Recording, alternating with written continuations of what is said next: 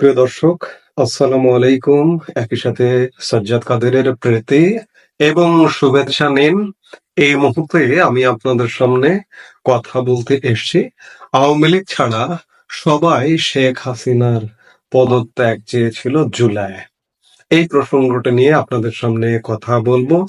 এই প্রসঙ্গটা আসলে আমার খুব প্রিয় একজন ব্যক্তিত্ব। নানা কারণে তিনি প্রিয়। প্রথা বিরোধী লেখিকা, নির্বাসিত লেখিকা তসলিমা নাসরিন ফেসবুকে একটি স্ট্যাটাস দিয়েছেন।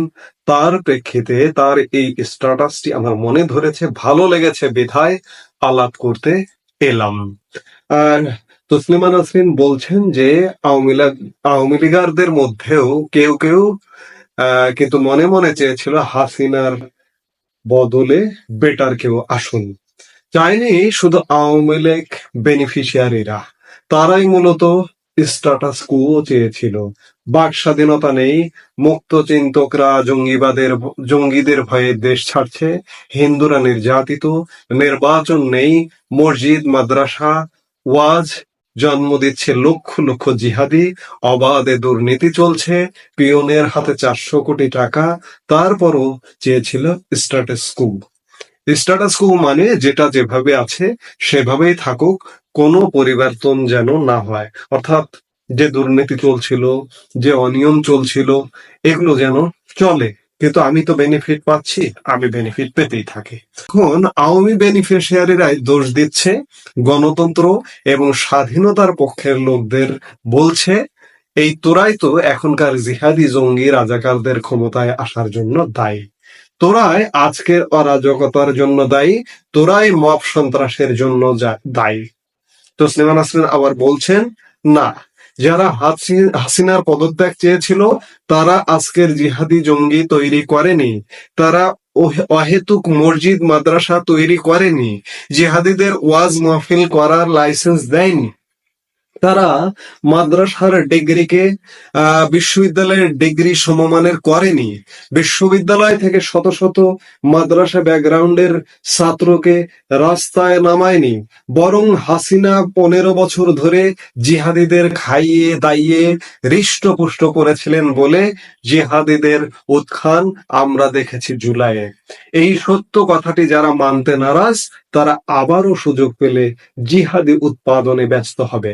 ইতিহাস থেকে শিক্ষা নেবে না, নিজেদের কৃতকর্মের দায় নিজেরা নেবে না, কেবল ছলে বলে কৌশলে অন্যের ওপর দোষ চালিয়ে ভালো মানুষ সাজার চেষ্টা করবে। তসলিমা নাসরিনের এই স্ট্যাটাসের সাথে আমি শতভাগ একমত পোষণ করছি, নানা কারণ। তসলিমা নাসরিন যে কথাগুলো বলেছেন, আওয়ামী লীগের একটি পক্ষ যারা প্রবল সুযোগ সুবিধা পাচ্ছিলেন, তারা কোনো পরিবর্তন চাইছিলেন না।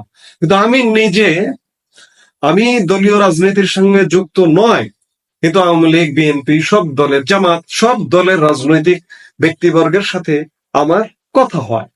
কথা হবার জায়গা থেকে আওয়ামী লীগ যখন ক্ষমতায় ছিল, তখন আওয়ামী লীগের পদধারী বহু নেতারও কাছ থেকে আমি শুনেছি, যারা সৎ, নিষ্ঠাবান, ভালো, এই অন্যায় অপকর্মগুলো মানতে পারছিলেন না, তারা বলছিলেন যে আওয়ামী লীগের পতন অনিবার্য এবং পতন হওয়া উচিত।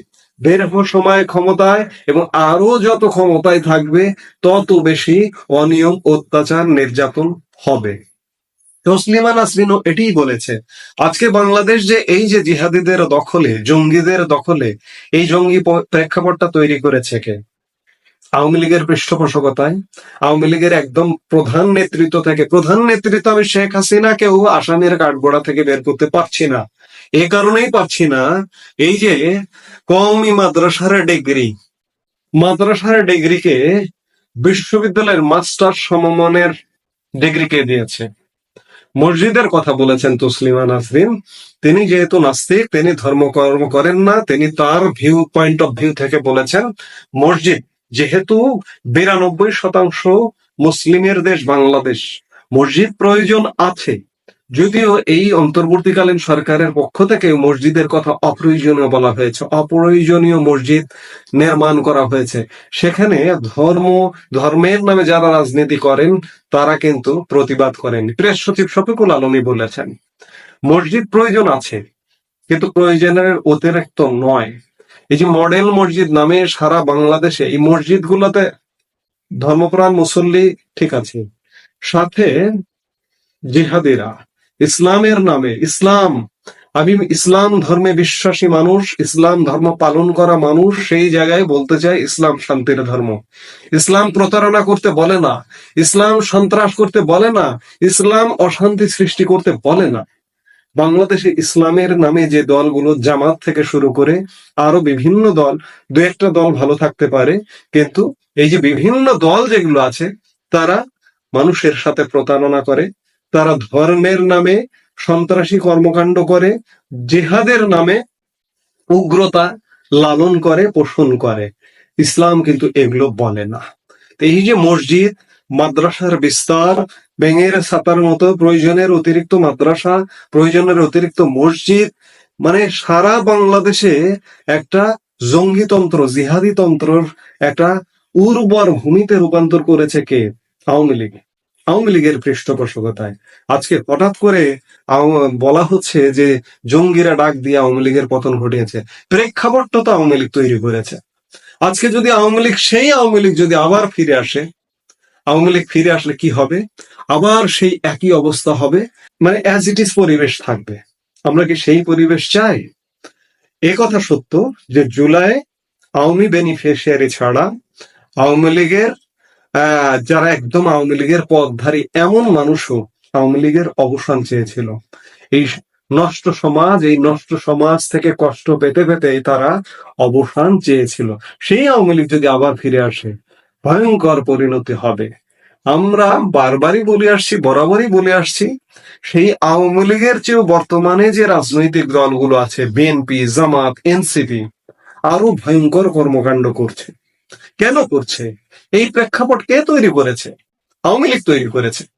আওয়ামী লীগ কোন রকমের জোড়াতালি দিয়ে আওয়ামী লীগ তাদের দলটা পরিচালনা করেছে, জোড়াতালি দিয়ে দেশটা পরিচালনা করেছে, যার দরুন আজকে এত বড় প্রতাপশালী, গত বছরের 5 আগস্টের আগেও, গত জুন জুলাই মাসেও আওয়ামী লীগকে যে প্রতাপশালী দেখা গেল, কিংবা গত জানুয়ারি যে 7 জানুয়ারি যে নির্বাচনটি হয়েছিল, সেই সময় আওয়ামী লীগের যে প্রভাব দেখা গিয়েছিল, সেগুলো আসলে সত্যিকার অর্থে আর্টিফিশিয়াল প্রতাপ, আর্টিফিশিয়াল প্রভাব।